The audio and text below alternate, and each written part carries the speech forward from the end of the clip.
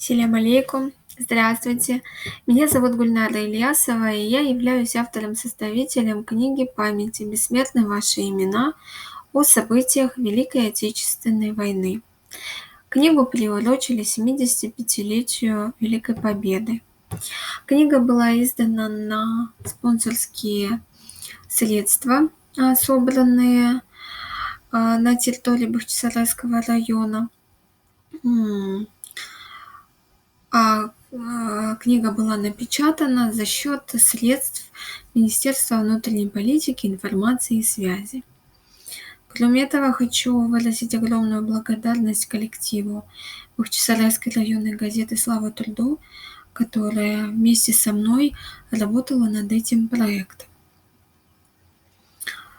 Книга «Бессмертны ваши имена» о подвиге людей из числа бахчисарайцев, которые в годы Великой Отечественной войны ушли на фронт,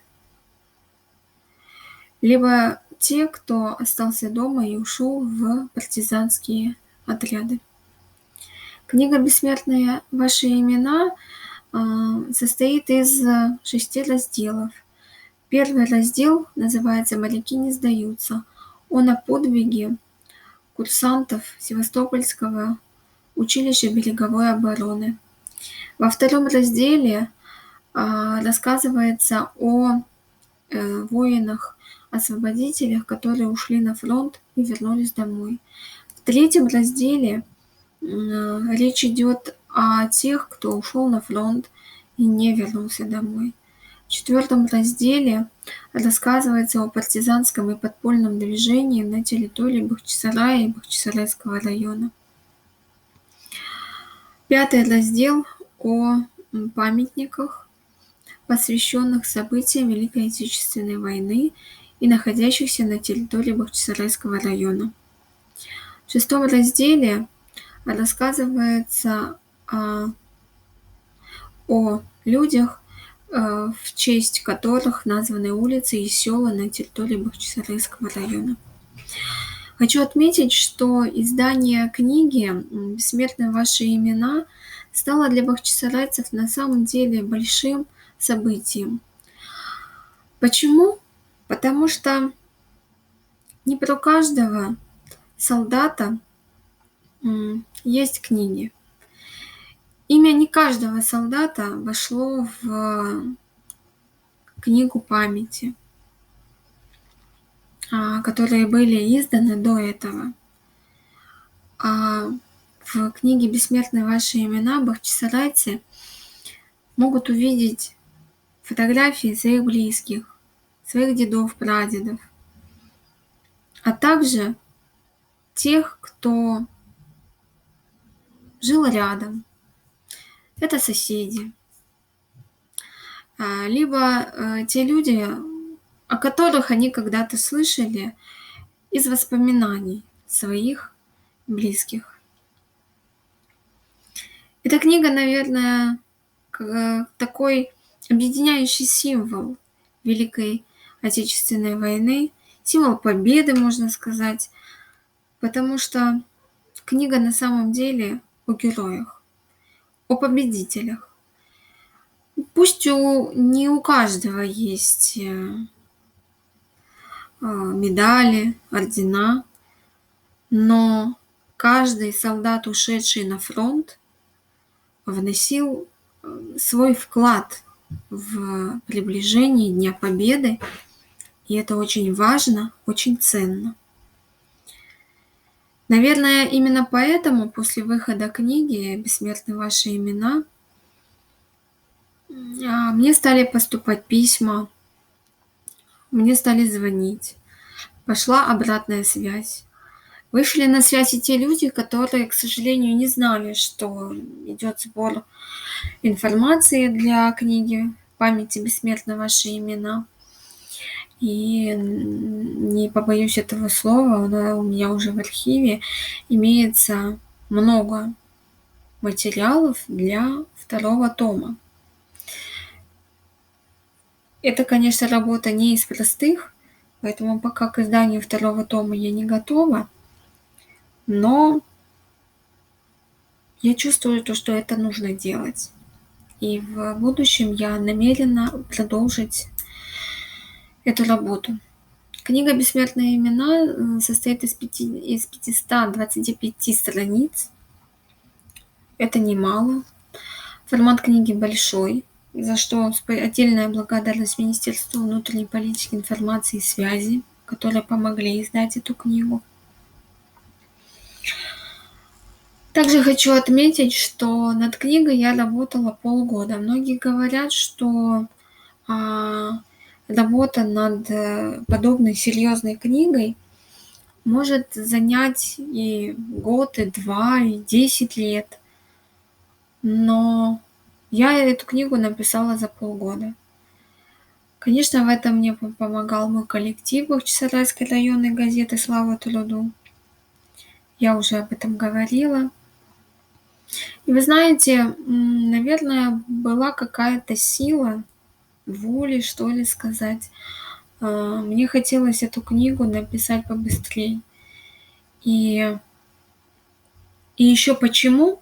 Потому что я боялась, что не все ветераны Великой Отечественной войны, которые были живы на тот момент, увидят эту книгу. К сожалению, мои опасения подтвердились, и до издания книги, до выхода книги в свет, несколько ветеранов умерло и не увидели себя на страницах книги. Да, об этих людях писали, об этих людях писала и наша Бахчисарайская газета. О них снимали видео, но именно в книге они представлены не были, то есть они впервые. Многие меня спрашивают, что же меня сподвигло на то, чтобы я написала такую серьезную книгу о событиях Великой Отечественной войны, учитывая мою молодость. Отвечу так, что я слышала еще в детстве историю семьи, историю, которая произошла в нашей семье. История не может оставить безучастным. Это история о том, как на фронт ушел зять нашей семьи и не вернулся домой.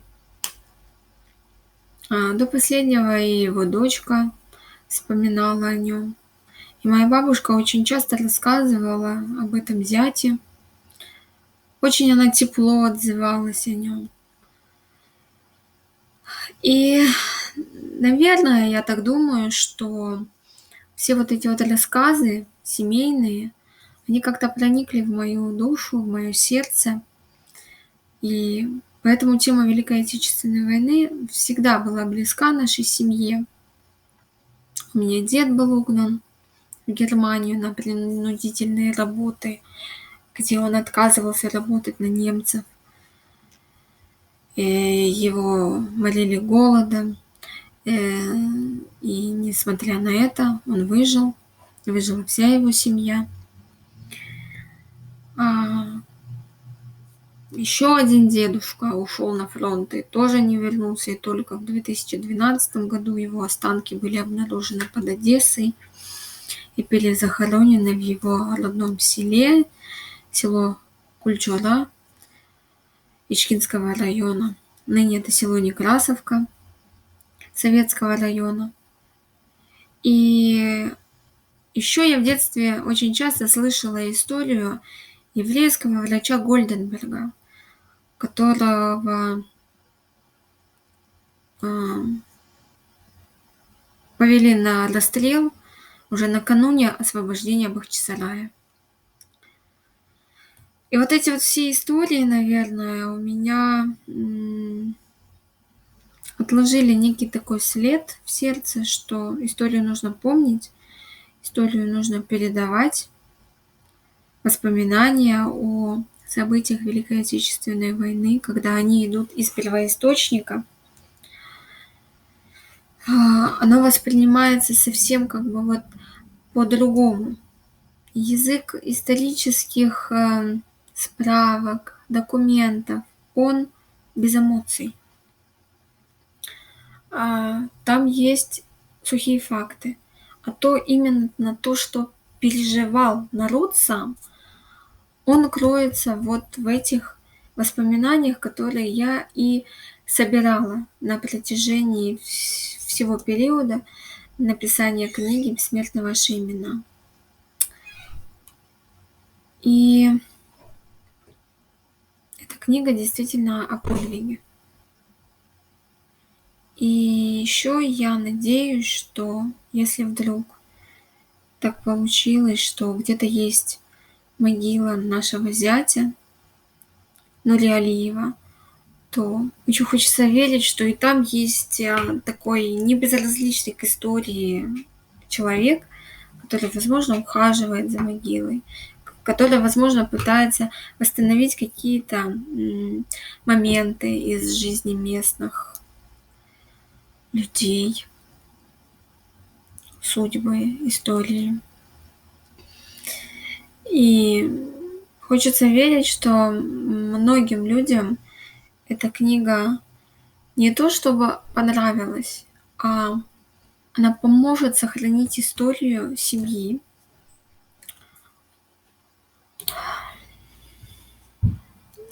Могу сказать, что книга «Бессмертны ваши имена» станет, наверное, настольной книгой для многих поколений. И те истории, которые вошли в эту книгу, они на самом деле не оставляют без внимания человека.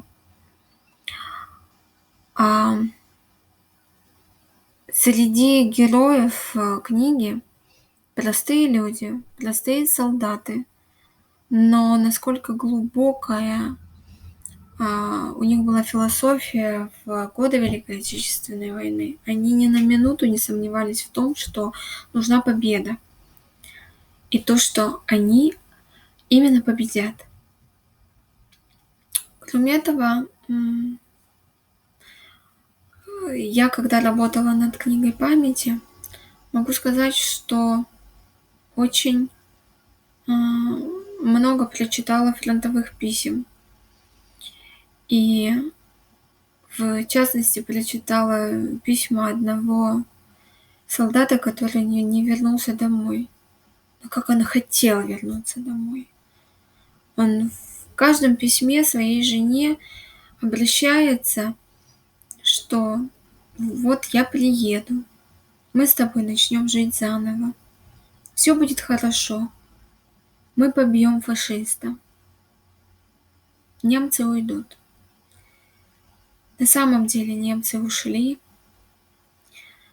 Жизнь заново закипела, забурлила, но этого солдата, к сожалению, не было уже в живых. Кроме этого, в книге представлены несколько историй людей, которым домой приходила похоронка. Это настолько сложно описать, потому что люди со слезами на глазах рассказывали о том, как эта похоронка приходила, как люди уже верили в то, что сын умер, а через какое-то время он приезжает живой, здоровый, с фронта.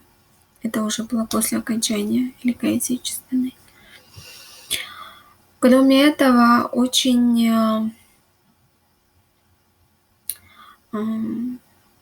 меня лично зацепила судьба врача Гольденберга, который жил на территории Бахчисарая. И, как я уже говорила, о нем рассказывала еще моя бабушка. Он был женат на крымской татарке.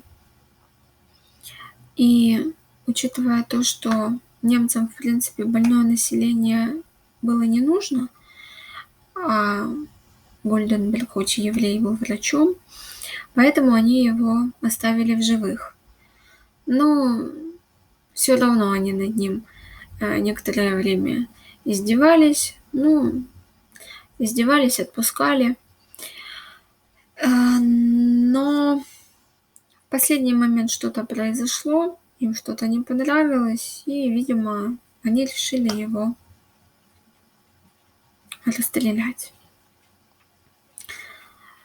Но, работая над книгой, я наткнулась на воспоминания одного партизана, где он рассказывает о том, что он знал врача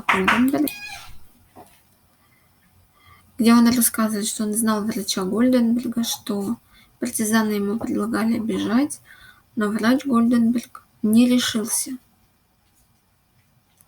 сбежать. И очень я была удивлена, увидев фотографию того самого Гольденберга в музее партизанской славы, который находится у нас в техникуме. И вы знаете, увидев фотографию, я вообще не думала, что я смогу найти эту фотографию, или то, что вообще фотография врача Гольденберга где-то существует. Но увидев его фотографию, я была поистине удивлена и поняла, насколько все-таки важно то, что я делаю.